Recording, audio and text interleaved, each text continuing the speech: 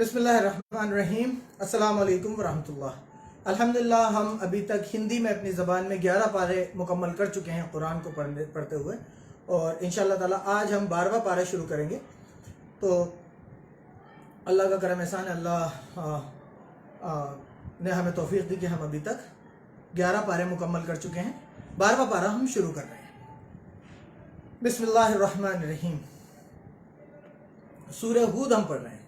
और जमीन पर कोई चलने फिरने वाला नहीं मगर उसकी रोजी अल्लाह के जिम्मे है। वो जहां रहता है उसे भी जानता है, और जहां सौंपा जाता है उसे भी। यह सब कुछ रोशन किताब में लिखा हुआ है। वही तो है जिसने आसमानों और जमीन को 6 दिन में बनाया, और उस वक्त उसका अर्श पानी पर था। तुम्हारे पैदा करने से मकसूद यह है कि वह तुमको आजमाए कि तुम में अमल के लिहाज से कौन बेहतर है। और अगर तुम कहो कि तुम लोग मरने के बाद जिंदा करके उठाए जाओगे, तो अल्लाह का इनकार करने वाले कह देंगे कि यह तो खुला जादू है। और अगर एक तय मुद्दत तक हम उन पर अजाब को रोक दें, तो कहेंगे कि कौन सी चीज अजाब को रोके हुए है। देखो उस दिन वे उन पर वाक़ होगा, फिर टलने का नहीं। और जिस चीज का मजाक उड़ाया करते हैं उनको घेर लेगी। देखिए अल्लाह ताला कुरान में फरमा रहा है, सूरह हूद आयत नंबर 6 के, और जमीन पर कोई चलने फिरने वाला नहीं मगर उसकी रोजी अल्लाह के जिम्मे है। वे जहां रहता है उसे भी जानता है, और जहां सौंपा जाता है उसे भी। अल्लाह ताला सूरह हूद आयत नंबर 6 में कह रहा है कि तुम्हारी रोजी, जमीन पर ऐसा कोई चलने फिरने वाला नहीं जिसकी रोजी अल्लाह के जिम्मे ना हो। सबकी रोजी अल्लाह के जिम्मे है। अल्लाह उसको भी जानता है कि वो कहां रहता है और कहां उसका रिज्क सौंपा जाता है। अल्लाह इसको भी जानता है। अब एक जो बहुत गलत मिसकंसेप्शन हम लोगों के बीच में फैलाया गया है, एक बहुत बड़ी गलत बात हम लोगों के बीच में जो फैलाई गई है, वो ये है कि सूरह हूद आयत नंबर 6 में तो अल्लाह ताला फरमा रहा है कि तुम्हारी रिस्क, हर चलने फिरने वाले का रिस्क अल्लाह के जिम्मे है। और अल्लाह ताला फरमाता है कि ये मालूम कर ले, तुम्हारे पैदा करने का मकसद ये है कि तुम में नेक काम करने वाला कौन है।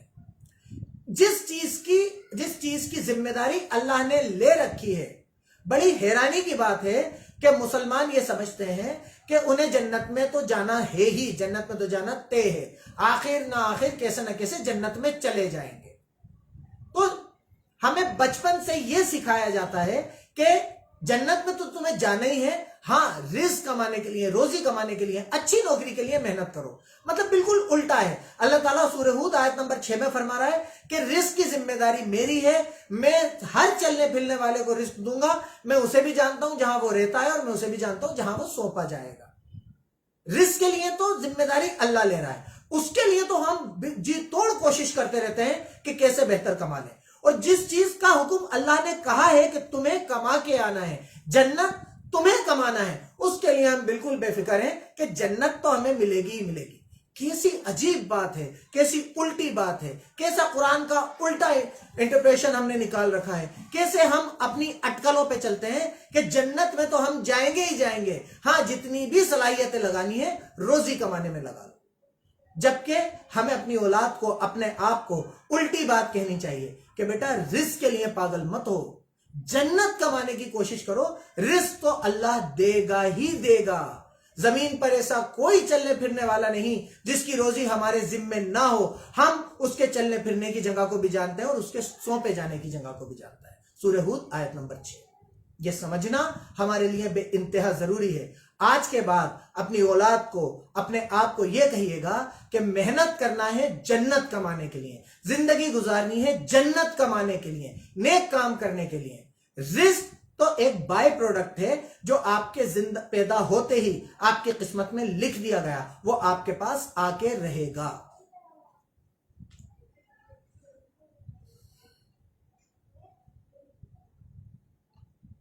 और एक तय मुद्दत तक हम उन पर अजाब को रोक दें, तो कहेंगे कि कौन सी चीज है जो अजाब को रोके हुए है। देखो जिस दिन उन पर वाक़ होगा, फिर टलने का नहीं। और जिस चीज का मजाक उड़ाया करते हैं वह उनको घेर लेगी। और अगर हम इंसान को अपने पास से नेमतें बख्शें, फिर उसको छीन लें, तो नाउम्मीद और नाशुक्रा हो जाता है। और अगर तकलीफ पहुंचने के बाद आसाइश, आराम, खुशी का मजा चखाएं तो खुश होकर कहता है कि आहा, सब सख्तियां मुझसे दूर हो गई। बेशक یہ خوشیاں منانے والا اور فخر کرنے والا ہے۔ ہاں جنہوں نے صبر کیا اور نیک عمل کیے یہی ہیں جن کے لیے بخشش کا بڑا بدلہ ہے۔ شاید تم کچھ چیز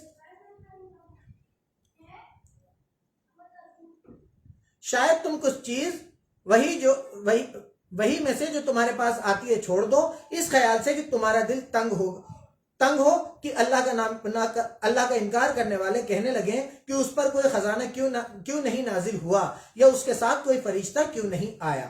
اے محمد تم تو صرف نصیحت کرنے والے ہو اور اللہ ہر چیز کا نگہباں ہے۔ یہ کہتے ہیں کہ اس نے قرآن خود سے بنا لیا ہے، اپنے آپ بنا لیا ہے۔ کہہ دو کہ اگر سچے ہو تو تم بھی ایسی 10 صورتیں بنا لاؤ اور اللہ کے سوا جس کو بلا سکتے ہو بلا بھی لو۔ اگر وہ تمہاری بات قبول نہ کریں تو جان لو کہ وہ اللہ کے علم سے اترا ہے، اور یہ کہ اس کے سوا کوئی عبادت کے لائق نہیں، تو تمہیں بھی اسلام لے آنا چاہیے۔ جو لوگ دنیا کی زندگی اور اس کی زیب و زینت کے طالب ہوں، مطلب دنیا کی زندگی اور اس کی زیب اور زینت کے طلبگار ہوں، ہم ان کے اعمال کا بدلہ انہیں دنیا ہی میں دے دیتے ہیں اور اس میں ان کا حق نہیں مارا جاتا۔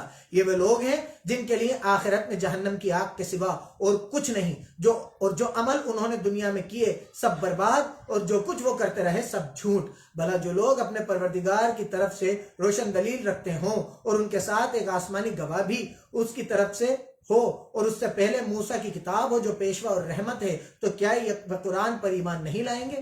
یہی لوگ تو اس پر ایمان لاتے ہیں، اور جو کوئی اور فرقوں میں سے اس کا انکاری ہو تو اس کا ٹھکانہ آگ ہے۔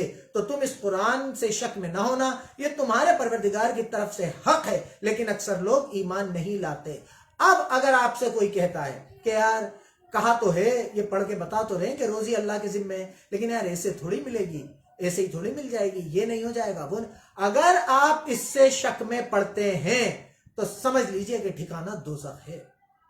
اس میں شک کی بات نہیں ہے، اللہ تعالیٰ خود فرما رہا ہے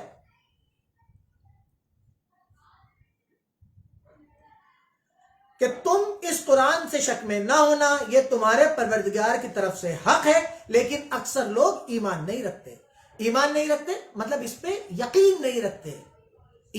منہ سے منع کرنے کی بات نہیں ہے، آپ کے ایکشنز، آپ کے فعل، آپ کے اعمال بتا دیتے ہیں کہ آپ کو کتنا یقین ہے۔ اگر آپ اللہ کی بات قرآن میں پڑھ کے بے فکر ہو جاتے ہیں، سب سے ڈرنا چھوڑ دیتے ہیں، تو یہ آپ کے ایکشنز بتا رہے ہیں کہ آپ اس پہ ایمان رکھتے ہیں۔ اور اگر اس کے باوجود بھی آپ کو کسی کا ڈر ہے تو پھر سمجھ لیجئے کہ آپ کا دل ایمان نہیں لایا ہے اس کتاب پہ۔ اور اس سے بڑھ کر ظالم کون ہوگا جو اللہ پر جھوٹ گڑے؟ ایسے لوگ اللہ کے سامنے پیش کیے جائیں گے اور گواہ کہیں گے کہ یہی لوگ ہیں جنہوں نے اپنے پروردگار پر جھوٹ بولا تھا۔ سن رکھو کہ ظالموں پر اللہ کی لعنت ہے، جو اللہ کے راستے سے روکتے ہیں اور اس میں ٹیڑھ چاہتے ہیں، اور وہ آخرت سے بھی انکار کرتے ہیں۔ یہ لوگ زمین میں کہیں بھاگ کر اللہ کو ہرا نہیں سکتے، اور نہ اللہ کے سوا کوئی ان کا حمایتی ہے۔ اے پیغمبر ان کو 2 گنا عذاب دیا جائے گا، کیونکہ یہ کفر کی زیادتی کی وجہ سے تمہاری بات نہیں سن سکتے تھے اور نہ تم کو دیکھ سکتے تھے۔ یہی ہیں جنہوں نے اپنے آپ کو گھاٹے میں ڈالا اور جو کچھ یہ گڑا کرتے تھے ان سے جاتا رہا۔ بلا شبہ یہ لوگ آخرت میں سب سے زیادہ نقصان پانے والے ہیں۔ جو لوگ ایمان لائے اور نیک عمل کیے اور اپنے پروردگار کے آگے عاجزی کی، یہی جنت والے ہیں، ہمیشہ اس میں رہیں گے۔ دونوں فرقوں یعنی اللہ کا انکار کرنے والے اور مومن کی مثال ایسی ہے جیسے ایک اندھا بہرا ہو اور ایک دیکھتا سنتا ہو۔ بھلا دونوں کا حال برابر ہو سکتا ہے؟ پھر تم سوچتے کیوں نہیں؟ اور ہم نے نوح کو ان کی قوم کی طرف بھیجا تو انہوں نے ان سے کہا کہ میں تم کو کھول کھول کر ڈر سنانے اور یہ پیغام پہنچانے آیا ہوں کہ اللہ کے سوا کسی کی عبادت نہ کرو۔ مجھے تمہارے بارے میں دردناک عذاب کا ڈر ہے۔ تو ان کی قوم کے سردار جو اللہ کا انکار کرنے والے تھے کہنے لگے کہ ہم تم کو اپنے ہی جیسا ایک آدمی دیکھتے ہیں، اور یہ بھی دیکھتے ہیں کہ تمہاری پیروی کرنے والے وہی لوگ ہیں جو ہم سے نچلے درجے کے ہیں، اور وہ بھی ظاہر رائے سے کہ نہ کہ غور و فکر سے، اور ہم تم میں اپنے اوپر کسی طرح کی فضیلت نہیں دیکھتے بلکہ تمہیں جھوٹا خیال کرتے ہیں۔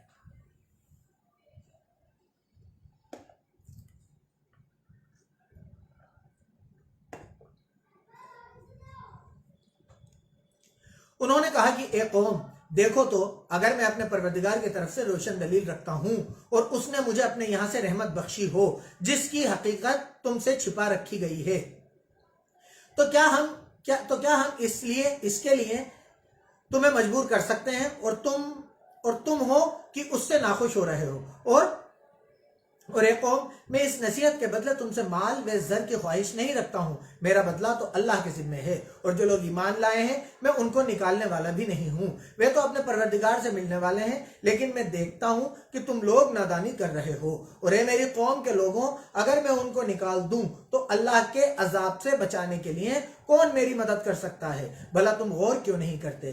میں نہ تم سے یہ کہتا ہوں کہ میرے پاس اللہ کے خزانے ہیں، اور نہ یہ کہ میں غیب جانتا ہوں، اور نہ یہ کہتا ہوں کہ میں فرشتہ ہوں، اور نہ ان لوگوں کے بارے میں جن کو تم نیچی نظر سے دیکھتے ہو یہ کہتا ہوں کہ اللہ ان کو بھلائی یعنی اعمال کا نیک بدلہ نہیں دے گا جو ان کے دلوں میں ہے، اسے اللہ خوب جانتا ہے۔ اگر میں ایسا کہوں تو بے انصافوں میں ہوں۔ انہوں نے کہا کہ نوح، تم نے ہم سے جھگڑا تو کیا، اور جھگڑا بھی بہت بڑا کیا، لیکن اگر سچے ہو تو جس چیز سے ہمیں ڈراتے ہو وہ ہم پر نازل نہ کرو۔ نوح نے کہا کہ اس کو تو اللہ ہی چاہے گا تو نازل کرے گا، اور تم اس کو کسی طرح ہرا نہیں سکتے، اور اگر میں یہ چاہوں کہ تمہاری خیر خواہی کروں اور اللہ یہ چاہے کہ تمہیں گمراہ کرے تو میری خیر خواہی تم کو کچھ فائدہ نہیں دے گی، وہی تمہارا پروردگار ہے اور تمہیں اسی کی طرف لوٹ کر جانا ہے۔ کیا یہ کہتے ہیں کہ اس پیغمبر نے قرآن اپنے دل سے بنا لیا ہے؟ کہہ دو کہ اگر میں نے دل سے بنا لیا ہے تو میرے گناہ کا وبال مجھ پر، جو گناہ تم کرتے ہو اس کی ذمہ داری سے میں بری ہوں۔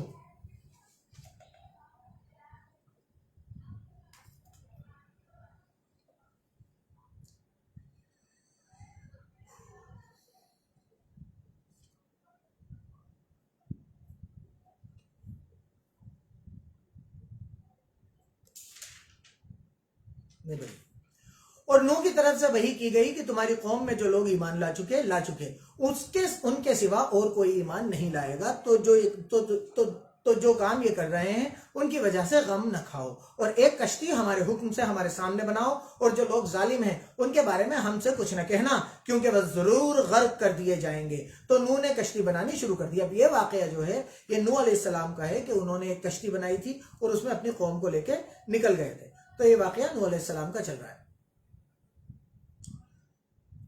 تو نوح نے کشتی بنانی شروع کر دی، اور جب ان کی قوم کے سردار ان کے پاس سے گزرتے تو ان کا مذاق اڑاتے اور کہتے کہ اگر تم ہمارا مذاق اڑاتے ہو تو وہ کہتے کہ اگر تم ہمارا مذاق اڑاتے ہو تو جس طرح تم ہمارا مذاق اڑاتے ہو اسی طرح ایک وقت ہم بھی تمہارا مذاق اڑائیں گے، اور تم کو جلد معلوم ہو جائے گا کہ کس پر عذاب آتا ہے تو اسے رسوا کرے گا، اور کس پر ہمیشہ کا عذاب نازل ہوتا ہے، یہاں تک کہ جب ہمارا حکم آ پہنچا تو تنور جوش مارنے لگا، تو ہم نے نوح کو حکم دیا کہ ہر قسم کے جانداروں میں سے جوڑا جوڑا یعنی دو دو جانور، ایک ایک نر اور ایک ایک مادہ لے لو، اور جس شخص کے بارے میں حکم ہو چکا ہے کہ ہلاک ہو جائیں گے اس کو چھوڑ کر اپنے گھر والوں کو اور جو ایمان لائے ہو ان کو کشتی میں سوار کر لو، اور ان کے ساتھ ایمان بہت ہی کم لوگ لائے تھے۔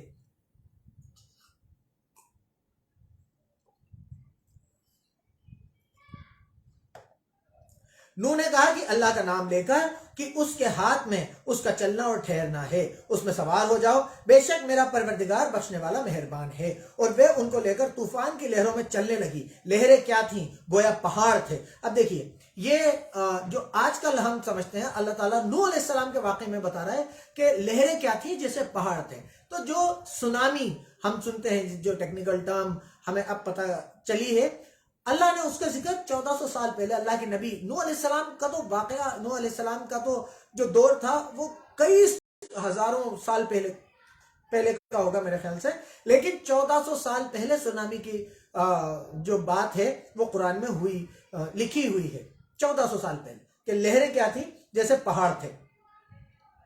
اس وقت نوح نے اپنے بیٹے کو کہ کشتی سے الگ تھا پکارا کہ بیٹا ہمارے ساتھ سوار ہو جا اور اللہ کا انکار کرنے والوں میں شامل نہ ہو۔ اس نے کہا کہ میں ابھی پہاڑ پر جا لگوں گا، وہ مجھے پانی سے بچا لے گا۔ انہوں نے کہا کہ آج اللہ کے عذاب سے کوئی نہیں بچنے والا اور نہ کوئی بچ سکتا ہے مگر جس پر اللہ رحم کرے۔ اتنے میں دونوں کے درمیان لہر آ کر روک بن گئی اور وہ ڈوب کر رہ گیا، اور حکم دیا گیا کہ اے زمین اپنا پانی نگل جا اور اے آسمان تھم جا، تو پانی خشک ہو گیا اور کام تمام کر دیا گیا، اور کشتی جودی پہاڑ پر جا ٹھہری، اور کہہ دیا گیا کہ بے انصافوں پر لعنت ہو۔ اب سوچئے ہمیں کس چیز نے دھوکے میں ڈال رکھا ہے۔ اللہ تعالیٰ نوح علیہ السلام کا واقعہ بیان کر رہا ہے کہ نوح علیہ السلام اپنے بیٹے سے کہہ رہے ہیں، اپنی سگی اولاد سے۔ ایک باپ کے لیے ایک بیٹا کیا ہوتا ہے؟ اس کو امیجن کیجئے، اس کو محسوس کیجئے۔ نوح علیہ السلام اپنی اولاد سے کہہ رہے ہیں کہ بیٹا آ جا، اللہ کے حکموں کا انکار کرنے والا مت بن۔ تو کیا اللہ نے، کیونکہ وہ نوح علیہ السلام کا بیٹا تھا، اسے چھوڑ دیا؟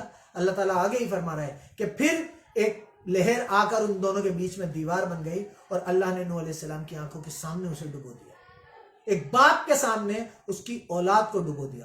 اور نوح علیہ السلام نے یہ بھی نہیں کہا کہ اللہ اسے تو چھوڑ دے۔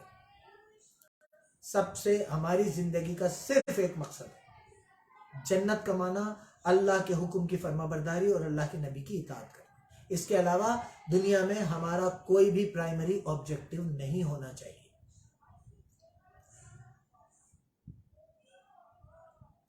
اور نوح نے اپنے پروردگار کو پکارا اور کہا کہ پروردگار، میرا بیٹا بھی میرے گھر والوں میں ہے تو اس کو بھی نجات دے، تیرا وعدہ سچا ہے تو سب سے بہتر حاکم ہے۔ اللہ نے فرمایا کہ نوح، وہ تیرے گھر والوں میں نہیں، وہ تو ناشائستہ نازیب عمل ہے، تو جس چیز کی تم کو حقیقت معلوم نہیں اس کے بارے میں مجھ سے سوال ہی نہ کرو، اور میں تم کو نصیحت کرتا ہوں کہ نابال نہ بنو۔ نوح نے کہا کہ اے پروردگار، میں تجھ سے پناہ مانگتا ہوں کہ ایسی چیز کا تجھ سے سوال کروں جس کی مجھے حقیقت معلوم نہیں، اور تو مجھے نہیں بخشے گا اور مجھ پر رحم نہیں کرے گا تو میں تباہ ہو جاؤں گا۔ اب دیکھیے کہ نوح علیہ السلام نے صرف اتنی سی التجا کی اللہ تعالیٰ سے کہ میرا بیٹا بھی میرے گھر والوں میں ہے، تو نے کہا تھا کہ اپنے گھر والوں کو لے کے نکل جا، تو میرا بیٹا بھی میرے گھر والوں میں۔ تو اللہ تعالیٰ نے انہیں کلیئر کر دیا کہ نہیں، وہ تیرے گھر والوں میں نہیں ہے، وہ ہے جو ہماری آیتوں کو جھٹلاتا ہے اور ناشائستہ باتیں کرتا ہے، تو نادان مت بنو۔ مطلب اللہ تعالیٰ کا رول کلیئر ہے، جو اللہ کے حکموں کو مانے گا، اس کے نبی کی پیروی کرے گا، اللہ کے نزدیک وہی ایمان والا ہے اور وہی بچایا جائے گا، اور جنت کا گھر اسی کے لیے ہے۔ عذاب آنے کے بعد نوح علیہ السلام نے جب نوح علیہ السلام نے التجا کر دی اللہ سے، تو اللہ تعالیٰ فرما رہا ہے کہ نادان مت بنو۔ تو نوح علیہ السلام کو سمجھ میں آ گیا اور فوراً انہوں نے کہا میں تجھ سے پناہ مانگتا ہوں کہ ایسی چیز کا تجھ سے سوال کروں جس کی مجھے حقیقت معلوم نہیں، اور اگر تو مجھے نہیں بخشے گا اور مجھ پر رحم نہیں کرے گا تو میں تباہ ہو جاؤں گا۔ حکم ہوا کہ نوح، ہماری طرف سے سلامتی اور برکتوں کے ساتھ جو تم پر اور تمہارے ساتھ کی جماعت پر نازل کی گئی ہے اتر آؤ، اور کچھ اور جماعتیں ہوں گی جن کو ہم دنیا کے فائدوں سے نوازیں گے، پھر ان کو ہماری طرف سے دردناک عذاب پہنچے گا۔ یہ حالات تمام غیب کی خبروں میں سے ہیں جو ہم تمہاری طرف بھیجتے ہیں، اور اس سے پہلے نہ تم ہی ان کو جانتے تھے اور نہ تمہاری قوم ہی ان کو جانتی تھی، تو صبر کرو اور انجام پرہیزگاروں کا ہی بھلا ہے۔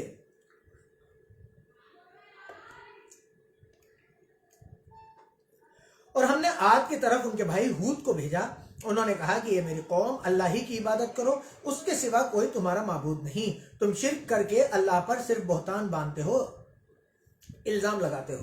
میری قوم میں اس واعظ و نصیحت کا تم سے کچھ بدلہ نہیں مانگتا، میرا بدلہ تو اس کے ذمہ ہے جس نے مجھے پیدا کیا، بھلا تم سمجھتے کیوں نہیں؟ اور اے قوم، اپنے پروردگار سے بخشش مانگو، پھر اس کے آگے توبہ کرو، وہ تم پر آسمان سے موسلا دھار بارش برسائے گا اور تمہاری طاقت پر طاقت بڑھائے گا، اور دیکھو گنہگار بن کر روگردانی نہ کرو۔ وہ بولے ہود، تم ہمارے پاس کوئی ظاہر دلیل نہیں لائے، اور ہم صرف تمہارے کہنے سے نہ اپنے معبودوں کو چھوڑنے والے ہیں اور نہ تم پر ایمان لانے والے ہیں۔ ہم تو یہ سمجھتے ہیں کہ ہمارے کسی معبود نے تمہیں آسے پہنچا کر دیوانہ کر دیا ہے۔ انہوں نے کہا کہ میں اللہ کو گواہ کرتا ہوں اور تم بھی گواہ رہو کہ جن کو تم اللہ کا شریک بناتے ہو ان سے میں بیزار ہوں، یعنی جن کی اللہ کے سوا عبادت کرتے ہو، تو تم سب مل کر میرے بارے میں جو تدبیر کرنی چاہو کر لو اور مجھے مہلت نہ دو۔ میں اللہ پر جو میرا اور تمہارا سب کا پروردگار ہے بھروسہ رکھتا ہوں، زمین پر جو چلنے پھرنے والا ہے وہ اس کو چوٹی سے پکڑے ہوئے، اور بے شک میرا پروردگار سیدھے راستے پر ہے۔ اگر تم روگردانی کرو گے تو جو پیغام میرے ہاتھ تمہاری طرف بھیجا گیا ہے میں نے تمہیں پہنچا دیا، اور میرا پروردگار تمہاری جگہ اور لوگوں کو لبسائے گا، اور تم اللہ کا کچھ بھی نقصان نہیں کر سکتے۔ میرا پروردگار تو ہر چیز پر نگہباں ہے۔ اور جب ہمارا حکم عذاب آ پہنچا تو ہم نے ہود کو اور جو لوگ ان کے ساتھ ایمان لائے تھے ان کو اپنی مہربانی سے بچا لیا، اور انہیں بھاری عذاب سے نجات دی۔ یہ وہی عاد ہیں جنہوں نے اللہ کی نشانیوں سے انکار کیا اور ان کے پیغمبروں کی نافرمانی کی، اور ہر متکبر اور सरकश का कहा माना, तो इस दुनिया में भी उनके पीछे लानत लगी रही और कयामत के दिन भी लगी रहेगी। देखो आद ने अपने परवरदिगार से कुफ्र किया, और सुन रखो हूद की कौम पर धिक्कार है। और समूद की तरफ उनके भाई सालेह को भेजा, तो उन्होंने कहा कि कौम, अल्लाह ही की इबादत करो, उसके सिवा कोई तुम्हारा माबूद नहीं। उसी ने तुमको जमीन से पैदा किया और उसमें आबाद किया, तो उससे मगफिरत मांगो और उसके आगे तौबा करो, बेशक मेरा परवरदिगार नजदीक भी है और दुआ का कबूल करने वाला भी है। उन्होंने कहा कि साले, इससे पहले हम तुमसे कई तरह की उम्मीदें रखते थे, अब वे खत्म हो गई। क्या तुम हमको उन चीजों को पूजने से मना करते हो जिनको हमारे बुजुर्ग पूजते आए हैं? और जिस बात की तरफ तुम हमें बुलाते हो इसमें हमें जबरदस्त शुबा है। साले ने कहा कि कौम, भला देखो तो, अगर मैं अपने परवरदिगार की तरफ से खुली दलील पर हूं और उसने मुझे अपने यहाँ से नबूवत की नेमतें बख्शी हो, तो अगर मैं अल्लाह की नाफरमानी करूं तो उसके सामने मेरी मदद कौन करेगा?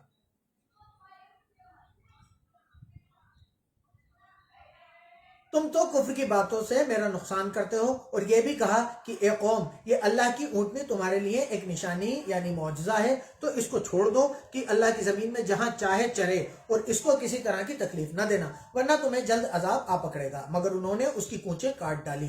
तो साले ने कहा कि अपने घरों में 3 दिन और फायदे उठा लो, ये वायदा है कि झूठा ना होगा। जब हमारा हुक्म आ गया तो हमने साले को और जो लोग उनके साथ ईमान लाए थे उनको अपनी मेहरबानी से बचा लिया और उस दिन की रुसवाई से बचाए रखा। बेशक तुम्हारा परवरदिगार ताकतवर और जबरदस्त है। और जिन लोगों ने जुल्म किया था उनको चिंगार की शक्ल के अजाब ने आ पकड़ा, तो वे घरों में औंधे पड़े रह गए, गोया कभी उनमें बसे ही न थे।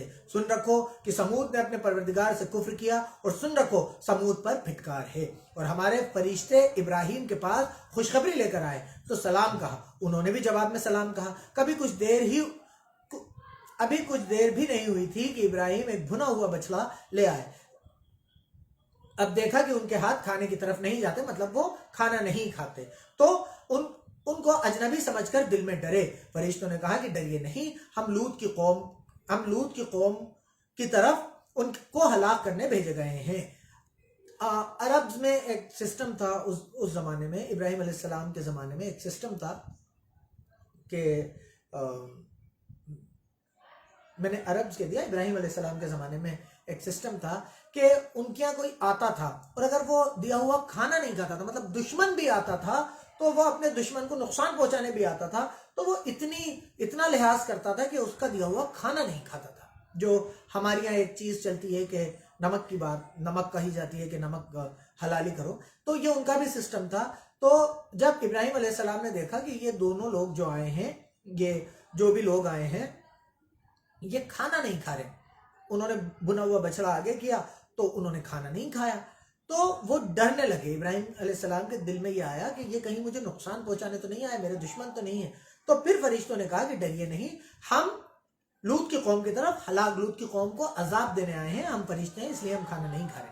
मतलब जो खाना खा रहा है वो इंसान है, उसे खाना खाने की जरूरत पड़ रही है तो वो खाना भी खाएगा, उसके बाद उसके पेट में जो पोटी है वो भी आएगी, जो गंदी चीज है उससे पोटी करने की भी जरूरत पड़ेगी। तो ऐसी कोई भी चीज जो खाती है वो हमारा रब नहीं हो सकती, वो इबादत के लायक नहीं हो सकती, वो खुदा नहीं हो सकती जो खाती है और फिर बाद में टॉयलेट जाती है। और इब्राहिम की बीवी जो पास खड़ी थी हंस पड़ी, तो हमने उनको इसहाक के बाद याकूब की खुशखबरी दी। और उसने कहा कि अरे मेरे बच्चा कैसे होगा, मैं तो बुढ़िया हूं और ये मेरे मियाँ भी बूढ़े हैं, ये तो बड़ी अजीब बात है। उन्होंने कहा कि क्या तुम अल्लाह की कुदरत से ताज्जुब करती हो? ए अहले बैत, तुम पर अल्लाह की रहमत और उसकी बरकतें, वो तारीफ के लायक और बुजुर्गवार है। जब इब्राहिम से डर जाता रहा और उनको खुशखबरी भी मिल गई तो लूत की कौम के बारे में लगे हमसे बहस करने। बेशक इब्राहिम बड़े तहम्मुल वाले, नरम दिल और रुजू करने वाले थे। ए इब्राहिम, इस बात को जाने दो, तुम्हारे परवरदिगार का हुक्म आ पहुंचा है और इन लोगों पर अजाब आने वाला है जो कभी नहीं टलने का। اور جب ہمارے فرشتے لوط کے پاس آئے تو وہ ان کے آنے سے غمناک اور تنگ دل ہوئے اور کہنے لگے کہ آج کا دن بڑی مشکل کا دن ہے۔ اور لوط کی قوم کے لوگ ان کے پاس بے تحاشا دوڑتے ہوئے آئے اور یہ لوگ پہلے ہی سے گندا کام کیا کرتے تھے۔ لوط نے کہا کہ اے قوم، یہ جو میری قوم کی لڑکیاں ہیں یہ تمہارے لیے جائز اور پاک ہیں، تو اللہ سے ڈرو اور میرے مہمانوں کے بارے میں میری آبرو نہ کھاؤ۔ کیا تم میں سے کوئی بھی شائستہ آدمی نہیں؟ وہ بولے کہ تم کو معلوم ہے کہ تمہاری قوم کی بیٹیوں کی ہمیں کوئی ضرورت نہیں اور ہماری غرض اسے تم خوب جانتے ہو۔ لوط نے کہا کہ اے کاش مجھ میں تمہارے مقابلے کی طاقت ہوتی یا میں کسی مضبوط قلعے میں پناہ پکڑ سکتا۔ فرشتوں نے کہا کہ لوط، ہم تمہارے پروردگار کے فرشتے ہیں، یہ لوگ ہرگز تم تک نہیں پہنچ سکیں گے، تو کچھ رات یہ اپنے گھر والوں کو لے کر چل دو، مطلب کچھ رات ہو جائے تو اپنے گھر والوں کو لے کر چل دو اور تم میں سے کوئی شخص پیچھے پھر کر نہ دیکھے، مگر تمہاری بیوی کی جو آفت ان پر پڑنے والی ہے وہی اس پر پڑے گی۔ ان کے عذاب کے وعدے کا وقت صبح ہے اور یہ صبح کچھ دور ہے۔ کیا صبح کچھ دور ہے؟ تو جب ہمارا حکم آیا ہم نے اس بستی کو الٹ کر نیچے اوپر کر دیا اور ان پر پتھر کی طرح تہ بتہ کنکریاں برسائیں جن پر تمہارے پروردگار کے یہاں سے نشان کیے ہوئے تھے، اور وہ بستی ان ظالموں سے کچھ دور نہیں۔ اور مدین کی طرف ان کے بھائی شعیب کو بھیجا تو انہوں نے کہا کہ اے قوم، اللہ ہی کی عبادت کرو، اس کے سوا تمہارا کوئی معبود نہیں، اور ناپ تول میں کمی نہ کیا کرو۔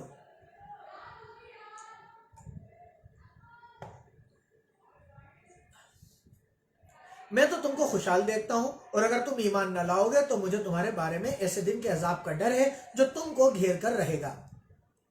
ناپ تول میں کمی کرنے کی اللہ تعالیٰ نے کئی جگہ حکم دیا ہے، کمی نہ کرنے کی، کہ ناپ تول پورا دو۔ آگے اللہ تعالیٰ فرمائے گا اور تولو تو جھکتا ہوا تولو، مطلب آپ چاہے سے تھوڑا سا زیادہ دو لیکن کم مت دو۔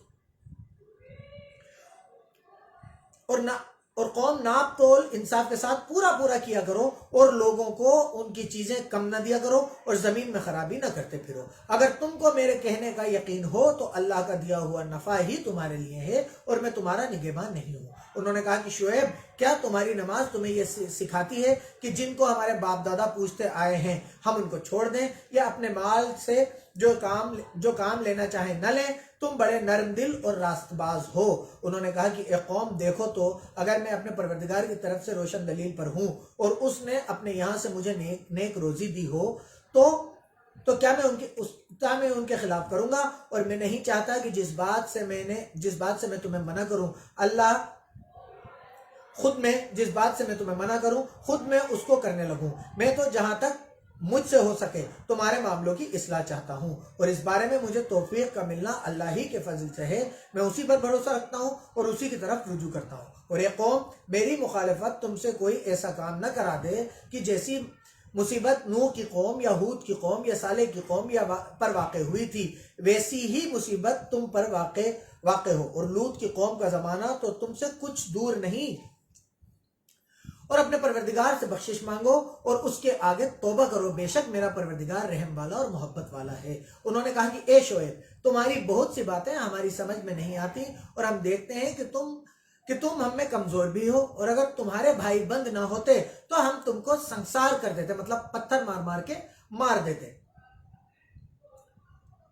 اور تم ہم پر کسی طرح بھی غالب نہیں ہو۔ انہوں نے کہا کہ قوم، کیا میرے بھائی بندوں کا دباؤ تم پر اللہ سے زیادہ ہے اور اس کو تم نے پیٹھ پیچھے ڈال رکھا ہے؟ میرا پروردگار تو تمہارے سب اعمال پر احاطہ کیے ہوئے ہے۔ اب دیکھیے، یہی حالت آج کل ہم مسلمانوں میں بھی دیکھی جا رہی ہے کہ جس آدمی کے پیچھے کوئی ایک کمیونٹی ہوتی ہے، جس آدمی کے پیچھے طاقتور لوگ ہوتے ہیں، ہم اس کے تو خلاف کھڑے ہونے سے یا اس سے تو جھگڑا کرنے سے یا حق بات بولنے سے بچتے ہیں، اور جو بیچارہ کمزور دکھتا ہے، جس کے پیچھے بھائی نہیں ہوتے، کمیونٹی کی طاقت نہیں ہوتی، کوئی کاسٹ نہیں ہوتی، ہم اس سے جیسی چاہتے ہیں ویسی باتیں کرتے ہیں، یہاں تک کہ اس پہ ظلم بھی کرنے لگتے ہیں۔ تو ہمیں بھی اپنے آپ سے یہ پوچھنا چاہیے، جو لوط علیہ السلام کا واقعہ تھا، جو ان کے نبی نے پوچھا تھا کہ کیا میرے بھائیوں کا زور، کیا میرے پیچھے جو لوگ ہیں ان کا زور تمہیں اللہ سے زیادہ ڈر لگاتا ہے؟ یہ بات ہمیں اپنے آپ سے بھی پوچھنا چاہیے۔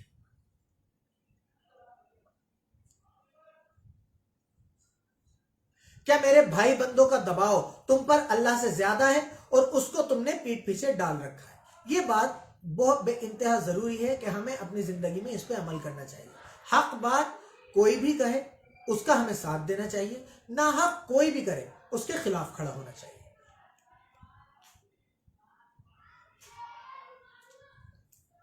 मेरा परवरदिगार तो तुम्हारे सब अमाल पर अहाता किए हुए है, और मेरी कौम तुम अपनी जगह काम किए जाओ, मैं अपनी जगह काम किए जाता हूं। तुमको बहुत जल्द मालूम हो जाएगा कि रुस्वा करने वाला अजाब किस पर आता है और झूठा कौन है, और तुम भी इंतजार करो और मैं भी तुम्हारे साथ इंतजार करता हूं। और जब हमारा हुक्म आ पहुंचा तो हमने शुएब को और जो लोग उनके साथ ईमान लाए थे उनको तो अपनी रहमत से बचा लिया, और जो जालिम थे उनको चिंगारने आ दबोचा तो वह अपने घरों में औंधे पड़े रह गए थे। शुएब अलैहिस्सलाम का किस्सा चल रहा था। गोया उनमें कभी बसे ही न थे। सुन रखो कि मदियन पर भी वैसी ही फिटकार है जैसी समूद पर फिटकार थी।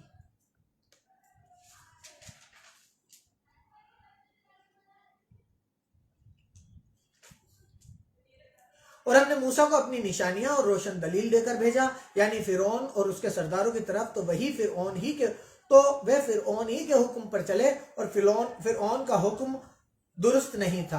वो कयामत के दिन अपनी कौम के आगे आगे चलेगा और उनको दोज़ख में जा उतारेगा, और जिस मकाम पर वे उतारे जाएंगे वो बुरा है, और इस दुनिया में भी लानत उनके पीछे लगा दी गई और कयामत के दिन भी पीछे लगी रहेगी। जो इनाम उनको मिला है बुरा है। ये पुरानी बस्तियों के थोड़े से हालात हैं जो हम तुमसे बयान करते हैं। इनमें से कुछ तो बाकी हैं और कुछ तहस नहस हो गई, और हमने उन लोगों पर जुल्म नहीं किया बल्कि उन्होंने खुद अपने ऊपर जुल्म किया।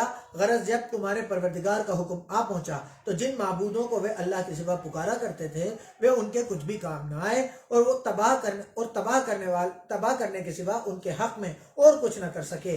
और तुम्हारा परवरदिगार जब नाफरमान बस्तियों को पकड़ा करता है तो उसकी पकड़ इसी तरह की होती है। बेशक उसकी पकड़ गम देने वाली और सख्त है। इन किस्सों से उस शख्स के लिए जो आखिरत के अजाब से डरे इबरत है, और ये वो दिन होगा जिसमें सब लोग इकट्ठे किए जाएंगे, और यही भी दिन होगा जिसमें सब अल्लाह के सामने हाजिर किए जाएंगे, और हम उनके लाने में एक तय वक्त तक ताखीर कर रखे हैं। जिस दिन में आ जाएगा तो कोई शख्स अल्लाह के हुक्म के बगैर बोल भी नहीं सकेगा। फिर उनमें से कुछ बदबख्त होंगे और कुछ नेकबख्त होंगे। तो जो बदबख्त होंगे वे दोज़ख में डाल दिए जाएंगे, उसमें उनका चिल्लाना और धाड़ना होगा, और जब तक आसमान व जमीन है हमेशा उसी में रहेंगे, मगर जितना तुम्हारा परवरदिगार चाहे, बेशक तुम्हारा परवरदिगार जो चाहता है कर देता है। और जो नेकबख्त होंगे वे बहिश्त में दाखिल किए जाएंगे, जन्नत में दाखिल किए जाएंगे। जब तक आसमान और जमीन है हमेशा इसी में रहेंगे, मगर जितना तुम्हारा परवरदिगार चाहे। ये अल्लाह की बख्शिश है जो कभी खत्म नहीं होगी। तो ये लोग जो गैर अल्लाह की पूजा करते हैं, इबादत करते हैं, उससे तुम शक में ना पड़ना। ये इसी तरह पूजा करते हैं जिस तरह पहले इनके बाप दादा पूजा करते आए हैं, और हम उनको उनका हिस्सा पूरा पूरा बगैर कुछ घटाए बढ़ाए देने वाले हैं।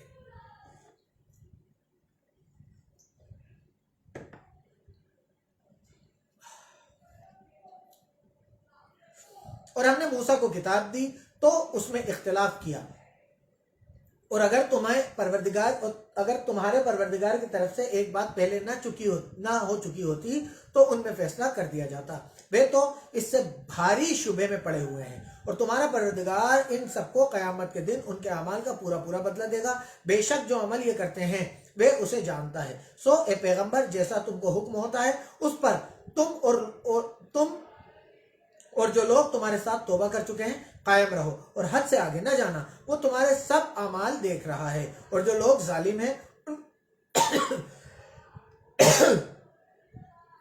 जालिम हैं उनकी तरफ मायल ना होना, नहीं तो तुम्हें दोज़ख की आग आ लिपटेगी, और अल्लाह के सिवा तुम्हारे और दोस्त नहीं हैं। अगर तुम जालिमों की तरफ मायल हो गए तो फिर तुमको कहीं से मदद न मिल सकेगी। और दिन के दोनों सिरों यानी सुबह और शाम के वक्तों में और रात की चंद पहली सात में नमाज पढ़ा करो। कुछ शक नहीं कि नेकियां गुनाहों को दूर कर देती हैं। ये उनके लिए नसीहत है जो नसीहत कबूल करने वाले हैं। और सब्र किए रहो कि अल्लाह नेक लोगों का बदला बर्बाद नहीं करता। तो जो उम्मतें तुमसे पहले गुजर चुकी हैं उनमें ऐसे होशमंद क्यों न हुए जो मुल्क में खराबी करने से रोकते। हाँ ऐसे थोड़े से थे जिनको हमने उनमें से मुखलिसी बख्शी, और जो जालिम थे उन्हीं बातों के पीछे लगे रहे जिनमें ऐश व आराम था, वे गुनाहों में डूबे हुए थे। और तुम्हारा परवरदिगार ऐसा नहीं कि बस्तियों में जबकि वहां के रहने वाले नेक हों जुल्म के तौर पर तबाह कर दे, और अगर तुम्हारा परवरदिगार चाहता तो तमाम लोगों को एक ही जमात कर देता, लेकिन वह हमेशा इख्तिलाफ करते रहेंगे। मगर जिन पर तुम्हारा परवरदिगार रहम करे, और इसलिए उसने उनको पैदा किया है, और तुम्हारे परवरदिगार का कौल पूरा हो गया, और दोज़ख को जिन्नों और इंसानों सबसे, और मैं दोज़ख को जिन्नों और इंसानों सबसे भर दूंगा। ए मोहम्मद और पैगंबरों के वे सब हालात जो हम तुमसे बयान करते हैं उनसे हम तुम्हारे दिल को कायम रखते हैं, और इन किस्सों में तुम्हारे पास हक पहुंच गया, और ये मोमिनों के लिए नसीहत और इबरत है। जो लोग ईमान नहीं लाए उनसे कह दो कि तुम अपनी जगह अमल किए जाओ, हम अपनी जगह अमल किए जाएंगे, हम अपनी जगह अमल किए जाते हैं, और अमाल के नतीजे का तुम भी इंतजार करो, हम भी इंतजार करते हैं। और आसमानों और जमीन की छिपी चीजों का इल्म अल्लाह ही को है, और तमाम मामलों का पलटना उसी की तरफ है। तो उसी की इबादत करो और उसी पर भरोसा रखो, और जो कुछ तुम कर रहे हो तुम्हारा परवरदिगार उससे बेखबर नहीं। अल्हम्दुलिल्लाह, ये सूरह हूद थी। सूरह हूद मुकम्मल हुई। अब हम सूरह यूसुफ पढ़ेंगे। बिस्मिल्लाहिर्रहमानिर्रहीम। अलिफ लाम रा, ये रोशन किताब की आयतें हैं। हमने इस कुरान को अरबी में नाजिल किया है ताकि तुम समझ सको। देखिए, अल्लाह ताला सूरह यूसुफ की दूसरी आयत में फरमा रहा है कि हमने इस कुरान को अरबी में नाजिल किया है ताकि तुम समझ सको। ये नहीं कहा कि हमने इस कुरान को अरबी में नाजिल किया है क्योंकि अरबी सबसे बेहतरीन जबान है, क्योंकि सबको अरबी ही समझना पड़ेगी। अल्लाह ने इसका मकसद ये बताया ताकि तुम समझ सको। अब आपको ये समझना चाहिए कि कुरान का मकसद ये है कि कुरान के नाजिल होने का मकसद ये है कि आप इसे समझें। अब अगर आपको अरबी आती है तो अरबी में समझिए, हिंदी आती है तो हिंदी में समझिए, उर्दू आती है तो उर्दू में, इंग्लिश आती है तो इंग्लिश में समझिए, लेकिन इसको समझिए, क्योंकि अल्लाह ताला ने यह कुरान इसलिए नाजिल किया है ताकि तुम समझो। सूरह यूसुफ आयत नंबर 2। ए पैगंबर, हम इस कुरान के जरिए से जो हमने तुम्हारी तरफ भेजा है तुम्हें एक बहुत अच्छा किस्सा सुनाते हैं, और तुम इससे पहले बेखबर थे जब यूसुफ ने अपने वालिद से कहा कि अब्बा, मैंने ख्वाब में 11 सितारों और सूरज और चांद को देखा कि देखता क्या हूं कि मुझे सजदा कर रहे हैं। उन्होंने कहा कि बेटा, अपने ख्वाब का जिक्र अपने भाइयों से न करना, नहीं तो वे तुम्हारे हक में फरेब की चाल चलेंगे। कुछ शक नहीं कि शैतान इंसान का खुला दुश्मन है, और इसी तरह अल्लाह तुम्हें बरगुज़ीदा चुना हुआ खास करेगा और ख्वाब की बातों की ताबीर का इल्म सिखाएगा। और जिस तरह उसने अपनी नेमत पहले तुम्हारे दादा परदादा इब्राहिम और इसहाक पर पूरी की थी, उसी तरह तुम पर और याकूब की औलाद पर पूरी करेगा। बेशक तुम्हारा परवरदिगार सब कुछ जानने वाला और हिकमत वाला है। हाँ, यूसुफ उनके भाइयों के किस्से में पूछने वालों के लिए बहुत सी निशानियां हैं। जब उन्होंने आपस में तस्करा किया कि यूसुफ और उसका भाई अब्बा को हमसे ज्यादा प्यारे हैं, हालांकि हम जमात की जमात हैं, और कुछ शक नहीं कि अब्बा खुली गलती पर हैं। यहाँ पर यूसुफ अलैहिस्सलाम और उनके एक छोटे भाई थे, और उन्हीं के भाई एक और जमात थी जो और भी उनके भाई थे। तो वो जो उनके सौतेले भाई थे वो उनके बारे में ये जिक्र कर रहे थे कि यूसुफ और उसका भाई अब्बा को ज्यादा पसंद है।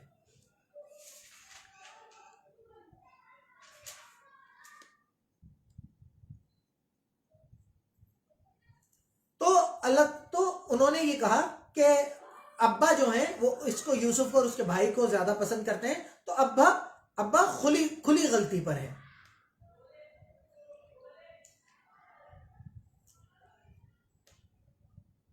तो यूसुफ को या तो जान से मार डालो या किसी मुल्क में फेंक आओ, फिर अब्बा की तवज्जो सिर्फ हमारी तरफ हो जाएगी, और इसके बाद तुम अच्छी हालत में, हम जो हैं वो अच्छी हालत में हो जाएंगे। उनमें से एक कहने वाले ने कहा कि यूसुफ को जान से न मारो, किसी गहरे कुएं में डाल दो कि कोई राह चलता आदमी निकाल कर और मुल्क ले जाएगा। अगर तुमको करना है तो ये यो करो। ये मशवरे करके याकूब से कहने लगे कि अब्बा जान, क्या वजह है कि आप यूसुफ के बारे में हमारा एतबार नहीं करते। याकूब अलैहिस्सलाम से उनकी दूसरी औलादें कहने लगी कि अब्बा जान, क्या वजह है कि यूसुफ के मामले में आप हम पर भरोसा नहीं करते।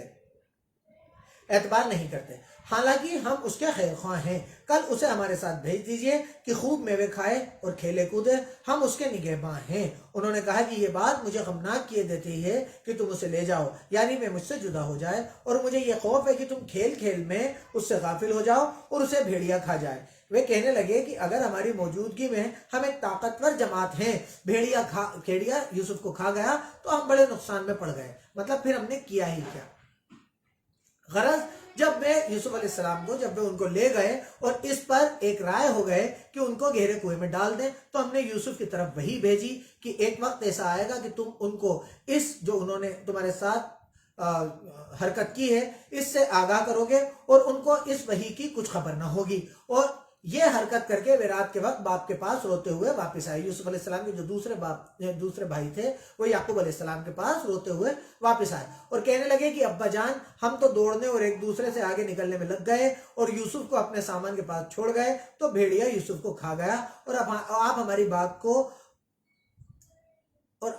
بات کو گو ہم سچ ہی کہتے ہیں، مطلب ہم سچ ہی کہتے ہیں، مان کر نہ دیں گے، مانیں گے نہیں، تو ان کے کرتے پر جھوٹ موٹ کا لہو بھی لگا لائے۔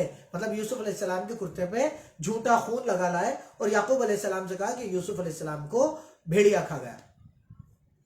یعقوب نے کہا کہ یہ حقیقت یوں نہیں ہے، بلکہ تم نے اپنے من سے یہ بات تم اپنے دل سے یہ بات بنا لائے ہو۔ اچھا صبر کی وہی خوب ہے، اور جو تم بیان کرتے ہو اس کے بارے میں مجھے اللہ ہی سے مدد چاہیے۔ اب اللہ کی شان دیکھو کہ اس کنویں کے قریب ایک قافلہ آیا اور انہوں نے پانی کے لیے اپنا سقہ بھیجا، مطلب پانی بھرنے کے لیے نیچے لٹکایا۔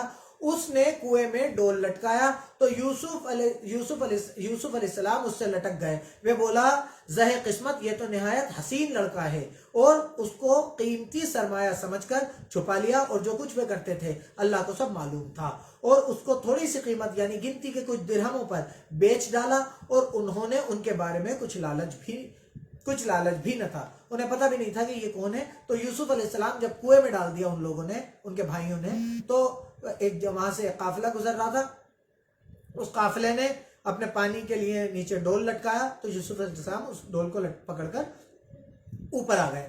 تو جو پانی لینے گیا تھا اس نے سوچا کہ یہ بہت نہایت حسین لڑکا ہے، میں اسے بیچ دوں گا اور کچھ درہم حاصل کر لوں گا، تو اس نے یوسف علیہ السلام کو چھپا لیا اور کچھ درہم کی قیمت میں یوسف علیہ السلام کو بیچ دیا۔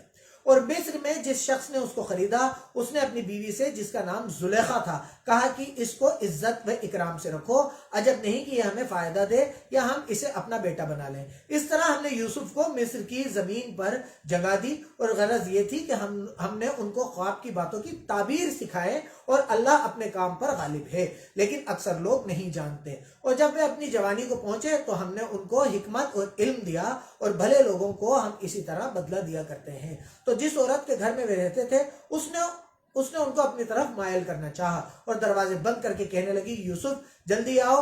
انہوں نے کہا کہ اللہ پناہ میں رکھے، وہ یعنی تمہارے میاں تو میرے آقا ہیں، انہوں نے مجھے اچھی طرح سے رکھا ہے، میں ایسا ظلم نہیں کر سکتا، بے شک ظالم لوگ فلاح نہیں پائیں گے۔ اب جو زلیخا کا قصہ ہے سورہ یوسف میں، کہ زلیخا کے گھر میں یوسف علیہ السلام کو رکھا گیا تھا، وہ ان کے غلام کے طور پر رکھے جاتے تھے۔ ان کا جو زلیخا کا جو شوہر تھا وہ عزیز، وہ یوسف علیہ السلام کا آقا تھا، تو اس نے کہا ان کے ساتھ فزیکل ریلیشن شپ بنانا چاہیے، تو یوسف علیہ السلام نے منع کر دیا کہ میں اس ظلم میں نہیں آؤں گا، تمہارے شوہر نے مجھے اچھے سے رکھا ہے، میں اللہ سے پناہ چاہتا ہوں اس چیز کی۔ اور اس عورت نے ان کا قصد کیا اور انہوں نے اس کا قصد کیا، اور اگر وہ اپنے پروردگار کی نشانی نہ دیکھتے تو جو ہوتا یہ اس لیے کیا گیا کہ ہم ان سے برائی اور بے حیائی کو روکتے ہیں، بے شک وہ ہمارے خالص بندوں میں سے تھے۔ اور دونوں دروازے کی طرف بھاگے تو آگے یوسف، پیچھے زلیخا، اور عورت اور زلیخا نے ان کا کرتا پیچھے سے پکڑ کر جو کھینچا تو پھاڑ ڈالا، اور دونوں کو دروازے کے پاس عورت کا خامن مل گیا۔ تو عورت بولی کہ جو شخص تمہاری بیوی کے ساتھ برا ارادہ کرے اس کی اس کے سوا کیا سزا ہے کہ یا تو قید کیا جائے یا غم دینے والا عذاب دیا جائے۔ اب جب دونوں دروازے کی طرف بھاگے، یوسف علیہ السلام نے منع کیا میں ایسا نہیں کروں گا، تو وہ ان کی طرف بھاگی، تو یوسف علیہ السلام دروازے کی طرف بھاگے۔ جب وہ دروازے کی طرف بھاگے تو جیسے ہی دروازے پہ پہنچے تو وہاں زلیخا کا شوہر وہاں ان دونوں کو مل گیا، تو اس نے فوراً یوسف علیہ السلام پہ الزام لگا دیا کہ جو آدمی تمہاری بیوی کے اوپر بری نظر ڈالے یا برا کام کرنا چاہے تو اس کی سزا یا تو ہے کہ اسے قید کر دو یا پھر اس کو عذاب دو۔ یوسف نے کہا اسی نے مجھ کو اپنی طرف مائل کرنا چاہا تھا۔ اس کے قبیلے میں سے ایک فیصلہ کرنے والے نے یہ فیصلہ کیا کہ اگر اس کا کرتا، اب یوسف علیہ السلام نے کہا کہ یہ جھوٹ بول رہی ہے، اس نے مجھے اپنی طرف مائل کرنا چاہا تھا، تو پھر دونوں قبیلے کی عدالت میں چلے گئے۔ تو ایک فیصلہ کرنے والے نے یہ فیصلہ کیا کہ اگر اس کا کرتا آگے سے پھٹا ہو تو یہ سچی اور یوسف جھوٹا، اور اگر کرتا پیچھے سے پھٹا ہو تو یہ جھوٹی اور یوسف سچا۔ جب اس کا کرتا دیکھا گیا تو پیچھے سے پھٹا تھا، یوسف علیہ السلام کا کرتا جو تھا وہ پیچھے سے پھٹا تھا۔ تب اس نے زلیخا سے کہا کہ یہ تمہارا ہی فریب ہے، اور کچھ شک نہیں کہ تم عورتیں ہی فریب میں بھاری ہوتی ہو۔ یوسف اس بات کا خیال نہ کر، اور زلیخا تو اپنے گناہ کی بخشش مانگ، بے شک خطا تیری ہی ہے۔ اور شہر میں عورتیں باتیں کرنے لگیں کہ عزیز کی بیوی اپنے غلام کو اپنی طرف مائل کرنا چاہتی ہے، اور اس کی محبت اس کے دل میں گھر کر گئی ہے۔ ہم دیکھتے ہیں کہ وہ کھلی گمراہی میں ہے۔ جب زلیخا نے ان عورتوں کی باتوں جو حقیقت میں یوسف کے دیدار کے لیے ایک چال تھی سنی، تو ان کے پاس دعوت کا پیغام بھیجا اور ان کے لیے ایک محفل سجائی اور پھل کاٹنے کے لیے ہر ایک کو ایک ایک چھری دی، اور یوسف سے کہا کہ ان کے سامنے باہر آؤ۔ اور جب عورتوں نے ان کو دیکھا تو ان کے حسن کا روب ایسا چھا گیا کہ پھل کاٹتے کاٹتے اپنے ہاتھ کاٹ لیے، اور بے ساختہ بول اٹھی، سبحان اللہ، یہ حسن یہ آدمی نہیں کوئی بزرگ فرشتہ ہے۔ تو جب یوسف علیہ السلام کے بارے میں اور زلیخا کے بارے میں باتیں ہونے لگیں تو زلیخا نے ان ساری عورتوں کو، شہر کی بڑی بڑی عورتوں کو اپنے گھر پہ بلایا اور ان کے ہاتھ میں ایک پھل دیا اور ان کے ہاتھ میں ایک چھری دی، اور یوسف علیہ السلام سے کہا کہ باہر آ جاؤ۔ جب وہ باہر آئے تو ان سے کہا کہ اپنے پھل کاٹو۔ وہ پھل کاٹتے کاٹتے اپنے ہاتھ کاٹ گئے۔ یوسف علیہ السلام اس بلح کے خوبصورت تھے۔ تب زلیخا نے کہا کہ یہ وہی ہے جس کے بارے میں تم مجھے تانے دیتی تھی، اور بے شک میں نے اس کو اپنی طرف مائل کرنا چاہا، مگر یہ بچا رہا، اور اگر یہ وہ کام کرے گا جو میں اس سے کہتی ہوں، اور یہ وہ کام نہ کرے گا جو میں اس سے کہتی ہوں، تو قید کر دیا جائے گا اور ذلیل ہوگا۔ یوسف نے دعا کی کہ اے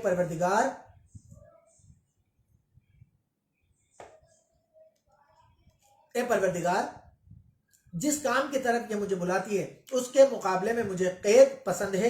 اگر تو مجھ سے ان کے فریب کو نہ ہٹائے گا تو میں ان کی طرف مائل ہو جاؤں گا اور نادانوں میں داخل ہو جاؤں گا۔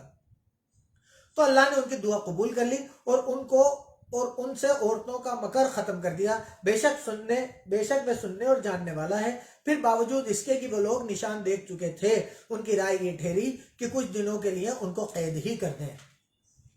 اب دیکھیے، کبھی کبھی قید بھی رحمت ہوتی ہے۔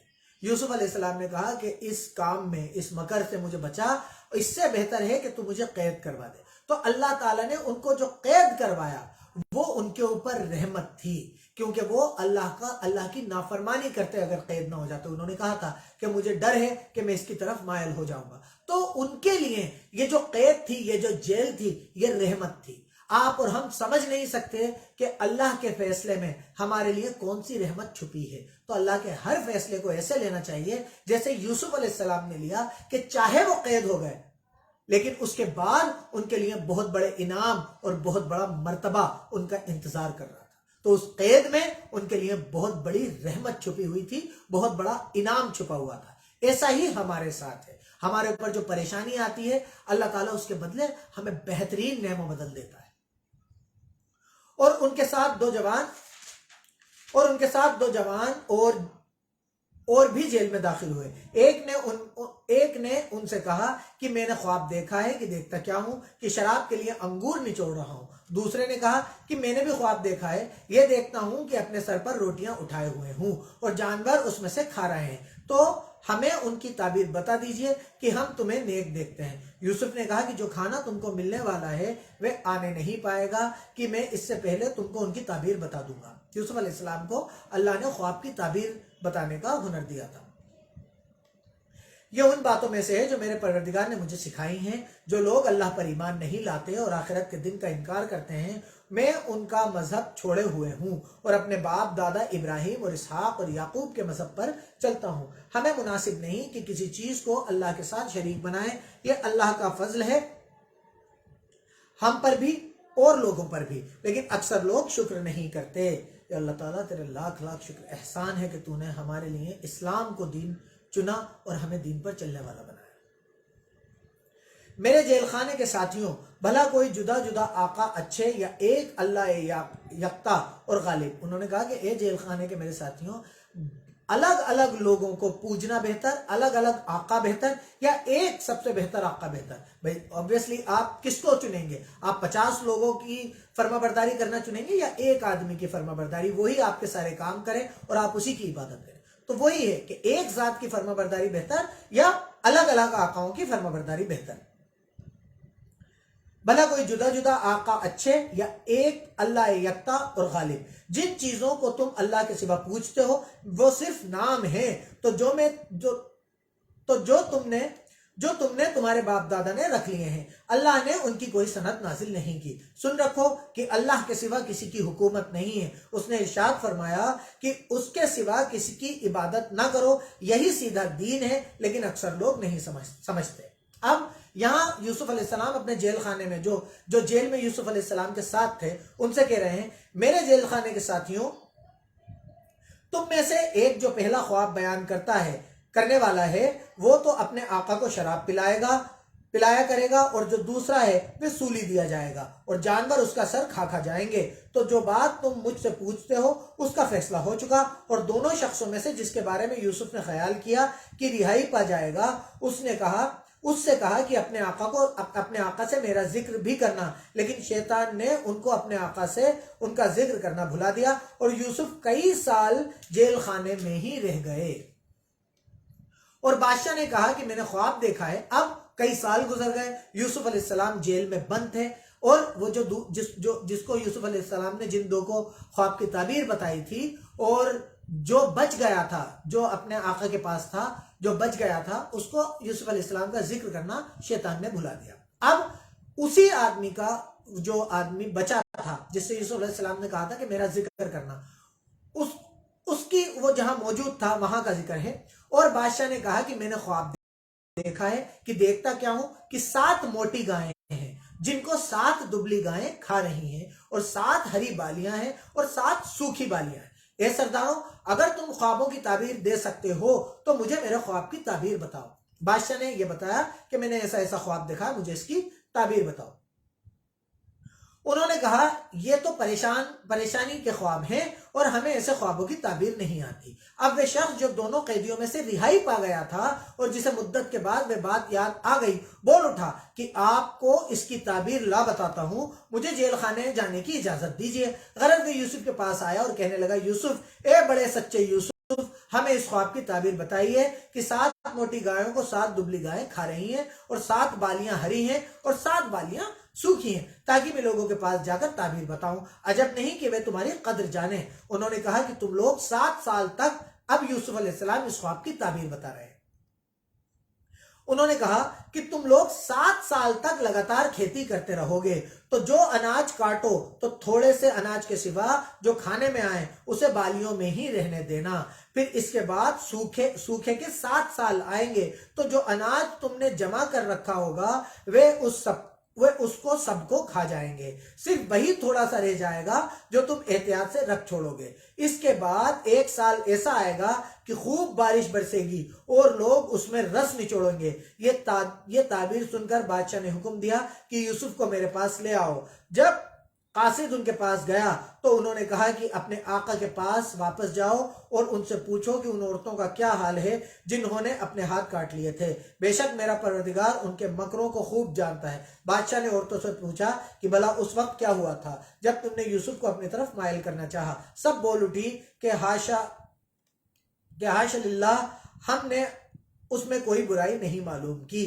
عزیز کی عورت نے کہا کہ اب سچی بات تو ظاہر ہو ہی گئی ہے، اصل یہ ہے کہ میں نے ہی اس کو اپنی طرف مائل کرنا چاہا تھا اور وہ بے شک سچا ہے۔ یوسف نے کہا کہ میں نے یہ بات اس لیے پوچھی کہ عزیز کو یقین ہو جائے کہ میں نے اس کی پیٹھ پیچھے اس کی امانت میں خیانت نہیں کی، اور اللہ خیانت کرنے والوں اور को सीधा रास्ता और मक्कारों को सीधा रास्ता नहीं दिखाता, और मैं अपने आप को पाक साफ नहीं कहता क्योंकि नफ्स अम्मारा इंसान को बुराई ही सिखाता रहता है, मगर यह कि मेरा परवरदिगार रहम करे, बेशक मेरा परवरदिगार बख्शने वाला मेहरबान है। अल्हम्दुलिल्लाह यहाँ 12वां पारा मुकम्मल हुआ, लेकिन यहाँ एक चीज समझने की बहुत ज्यादा जरूरत है। सूरह यूसुफ आयत नंबर 53, यूसुफ अलैहिस्सलाम का जिक्र अल्लाह ताला कर रहा है, और उनके किस्से में अल्लाह ताला बता रहा है कि यूसुफ अलैहिस्सलाम ने ये कोशिश की कि उनकी बेगुनाही जाहिर हो, क्योंकि अजीज को ये यकीन हो कि यूसुफ ने उनके साथ बेईमानी नहीं की थी, अमानत में खयानत नहीं की थी। तो जिन लोगों से हम मोहब्बत करते हैं, जिनका हम हमारे ऊपर एहसान समझते हैं, उनको अगर कोई गलतफहमी है तो उसे साफ करना, उनके दिल को मुतमईन करना कोई बुरा काम नहीं है, इसमें कोई छोटा नहीं हो जाता। एक पैगंबर अपने मालिक को, उन्हें पता है कि वो पैगंबर है, उसके बावजूद वो उस आदमी को जिसने उनकी मदद की, उन्हें पाल पोस के बड़ा किया, वो अपना आका कहते थे, उसको सफाई दे रहे हैं। सब कुछ साफ होने के बावजूद उसको सफाई दे रहे हैं कि मैंने तुम्हारे साथ बुरा नहीं किया था। तो अपने रिश्तों को बचाने के लिए, लोगों के दिलों को साफ करने के लिए सफाई देने में कोई बुराई नहीं है। अगर किसी के बीच में और आपके दिल में, किसी के दिल में और आपके दिल में नाइत्तेफाकी है और आपकी सफाई से वो साफ हो सकती है, तो उसमें कोताही मत कीजिए, उसमें आप छोटे नहीं होंगे। ये पैगंबरों ने किया है, तो आपकी और मेरी तो बिसात ही क्या है, हमारी औकात ही क्या है। यूसुफ अलैहिस्सलाम का वाकया हम पढ़ रहे हैं, जब उन्होंने कर दिया तो आप और मैं कौन से छोटे हो जाएंगे। तो अगर कोई नाइत्तेफाकी है तो उसको क्लियर कीजिए और आपस में दिलों को मिलाइए। अल्लाह का शुक्र एहसान है कि हमने आज 12वां पारा मुकम्मल कर लिया है। कल हम इंशाअल्लाह ताला 13वां पारा पढ़ेंगे। अल्लाह से दुआ कीजिए कि अल्लाह ताला हमें इस कुरान को अपनी ज़बान में मुकम्मल करने और समझने की तौफीक अता फरमाए। अल्लाह इस किताब को हमारे दिलों में और हमारी जिंदगी में उतार दे।